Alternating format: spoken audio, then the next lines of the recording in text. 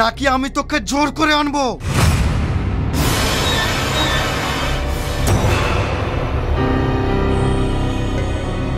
সালমা দাঁড়া, ও এখন তোর সালমা নয়, বস।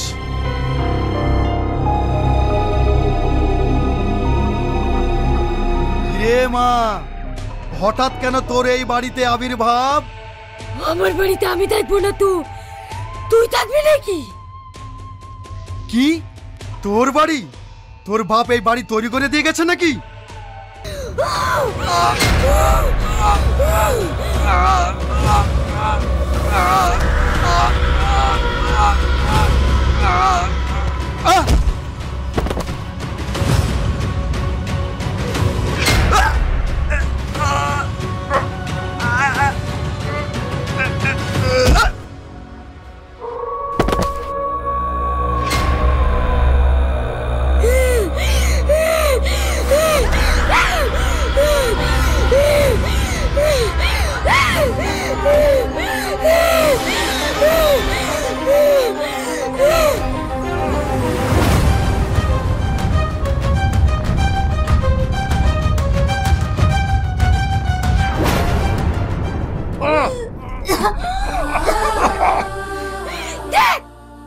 তোরা সামান্য জমির জন্য যে ভাইকে পাগল করে রেখেছিস, আমাকে খুন করেছিস।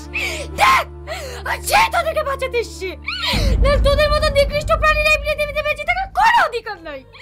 শুধু এর জন্য তোদের কাজকে ছেড়ে দিলাম।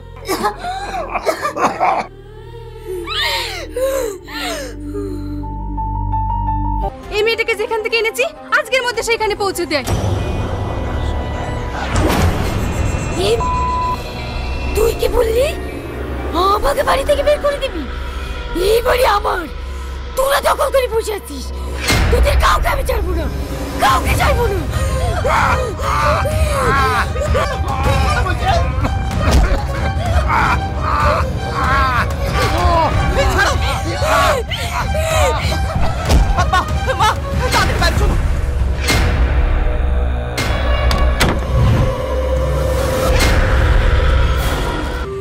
ওরে বাবা, আয় বাবা আয়, আর লুকোচুরি খেলিস নি। এই দেখ তোর বাপ এসেছে, কাল ভৈরব।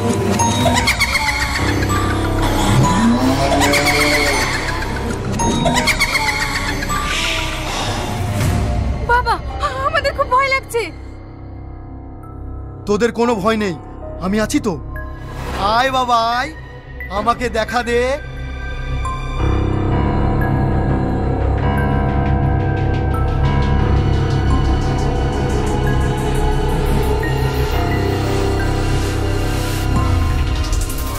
কিরে, বাবাকে বসিয়ে রাখবি নাকি? ভালো মনে আসবি। এই ভৈরব, মুখ সামলি কথা বলবি। এটা আমার বাড়ি না ঠিকই, কিন্তু এটা আমার স্বামীর বাড়ি। তোর স্বামীর নাম কি?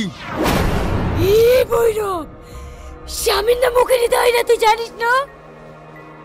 স্বামীর নাম মুখে নিলে পাপ হয়, বড় পাপ হয়। ও, তোর আবার পাপ পুণ্যের জ্ঞানও আছে না? আগে বল, তুই এখানে কেন এসেছিস?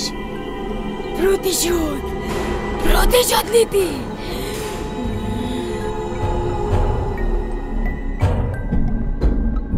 প্রতিশোধ নিবি? আমি তোকে সাহায্য করব, বল কিসের প্রতিশোধ নিবি? সাহায্য করবি তো? হ্যাঁ হ্যাঁ, সত্যি যদি তোর প্রতি অন্যায় হয় তাহলে আমি সাহায্য করব। তাহলে শোন। বাচ্চাগুলোর কি হবে? এবার কি হবে? দেখলে বাচ্চা কি ব্যাপার? এখানে তো লোকজন, কি হয়েছে? আরে বাচ্চাগুলো কান্না করছে কেন? ছোট বাবু, এদের সংসারে খুব অভাব ছিল, তাই এদের বাপ মা খেতে না দিতে পেরে অভাবের জলে আত্মহত্যা করে মারা গিয়েছে। আমি তো গ্রামের প্রত্যেকটা মানুষকে বলেছি, কারোর যদি কোনো অভাব থাকে আমাকে এসে বলতে, আমি যতটুকু পারবো সাহায্য করব। ছোট বাবু আপনার খোঁজে গিয়েছিল, কিন্তু আপনার বড় ভাই এদেরকে অপমান করে বের করে দিয়েছে, তাই কোনো দিক না পেয়ে এরা আত্মহত্যা করতে বাধ্য হয়েছে। এবার আপনি বলুন, এই বাচ্চাগুলোর এখন কি হবে? কিচ্ছু হবে না, এদেরকে আমি মানুষ করব। চলো বাবু।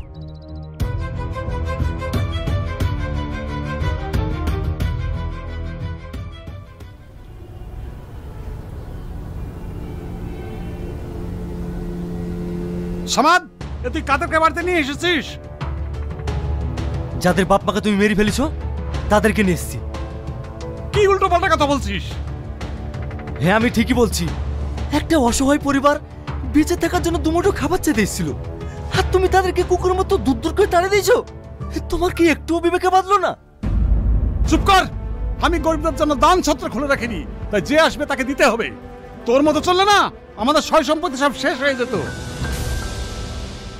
একটা কথা জিজ্ঞেস করবো ভাই, মৃত্যুর পরে কি সয় সম্পত্তি সব নিয়ে যাবা? তুই যত যাই বলিস, আমি গ্রামের মানুষদের এইভাবে দান করতে পারবো না। ঠিক আছে, তোমার জমি দান করতে হবে না। আমিও তো বাবার অর্ধেক সম্পত্তি পাবো, সেই সম্পত্তি আমি গরিবের মাঝে দান করে দেবো।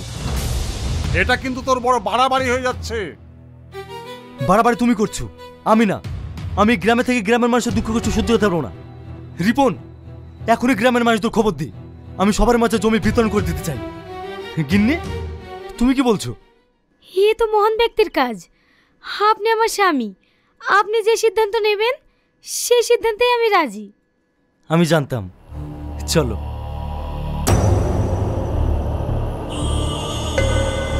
ওগো, এবার কি হবে? তোমার ছোট ভাই যদি সব জমি গরিবদের মধ্যে বিলিয়ে দেয়, তাহলে তো আমাদের অনেক ক্ষতি হয়ে যাবে। এত সহজে সম্পত্তি আমি নষ্ট হতে দেব না। এই সম্পত্তির জন্য যত নিচে নামতে হয় আমি নামবো, কিন্তু এই সম্পত্তি আমি হাতছাড়া করব না।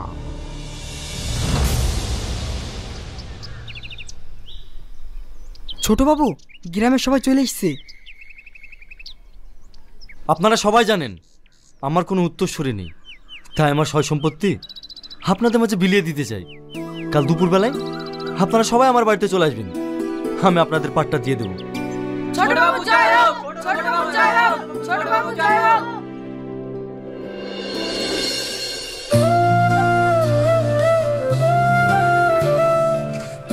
আপনাকে স্বামী হিসেবে পেয়ে আজ আমার নিজে নিজেকে অনেক গর্বিত মনে হচ্ছে।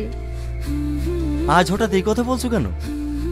দেখেন না, একই ছাদের তলায় দুই ভাই থেকেও আপনি শুধু গ্রামের মানুষের কথা চিন্তা করেন, কিন্তু আপনার বড় ভাই সব সময় চিন্তা করে কিভাবে গরিব মানুষকে চুষে তার সম্পত্তি বাড়াবে। না গো, তুমি দেখো, ভাই একদিন নিজের ভুল বুঝতে পেরে ঠিকই একদিন গ্রামের মানুষের পাশে দাঁড়াবে। সামাদ, একটু বাইরে আয় ভাই। ভাই ডাকছে।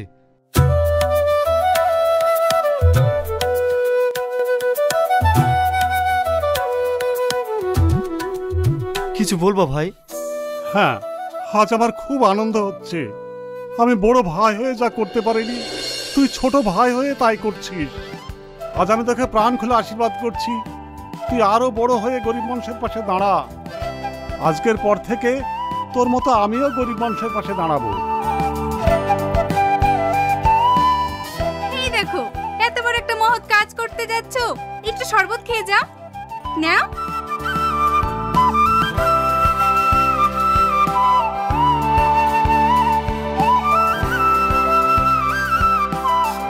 সত্যি ভাই, তুমি এত তাড়াতাড়ি নিজে ভুল বুঝতে পারবা আমি ভাবতেই পারিনি। কি ব্যাপার, আমার মাথাটা হঠাৎ ঘুরছে কেন?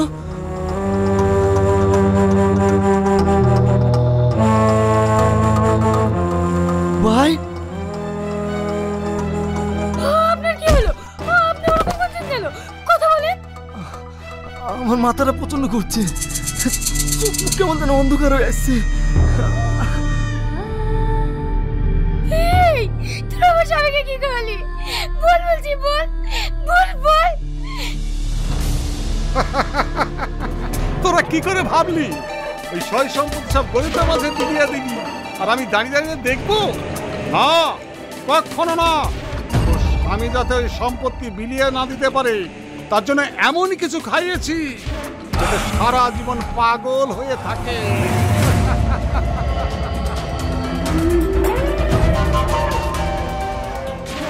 তোরা এত বেঈমান, সামান্য সম্পত্তির লোভে নিজের ভাইটাকেও ছাড়লি না, তোদের কাউকে আমি ছাড়বো না।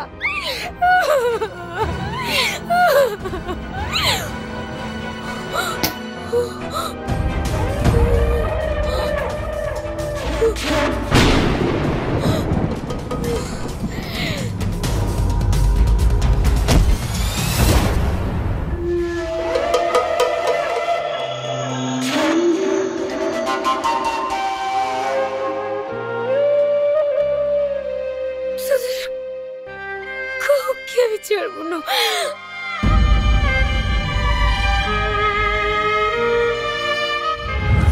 সেদিনের প্রত্যেকই আমি প্রতিশোধের আগুনে জ্বলছি। আজ এদের সবাইকে শেষ করি, আমি আমার খুনের প্রতিশোধ নেব। এই তুই অত উত্তেজিত হোস না। আমি জানি তোর সাথে যেটা হয়েছে অন্যায় হয়েছে, তার জন্য আমরা সবাই তোর কাছে ক্ষমা চাইছি। যা, তুই এখান থেকে চলে যা।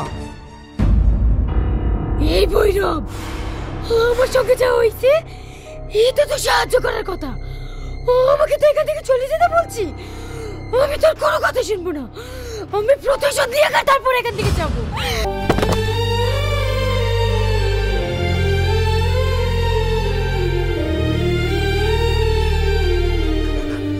সালমা, সালমা, আমি কোথায়? আমার কি হয়েছে? তোমার কিচ্ছু হয়নি। চলো বাড়ি চলো।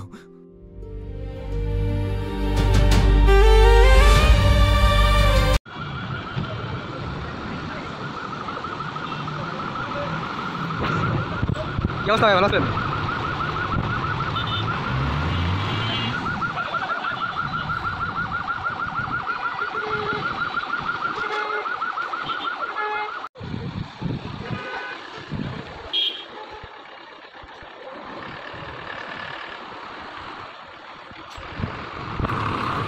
আলহামদুলিল্লাহ।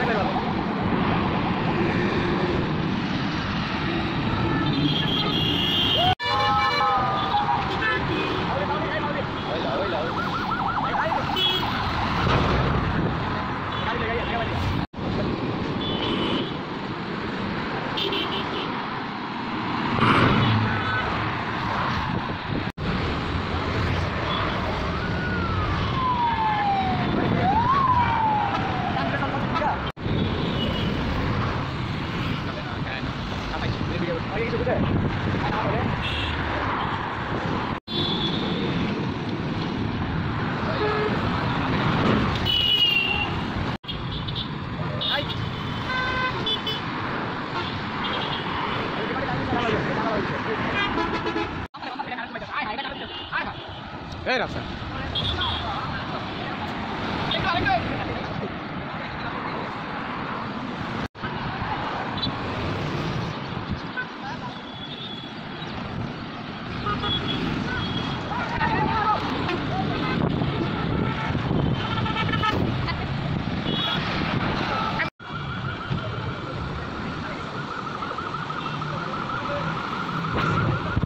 কি অবস্থা ভাই, ভালো আছেন?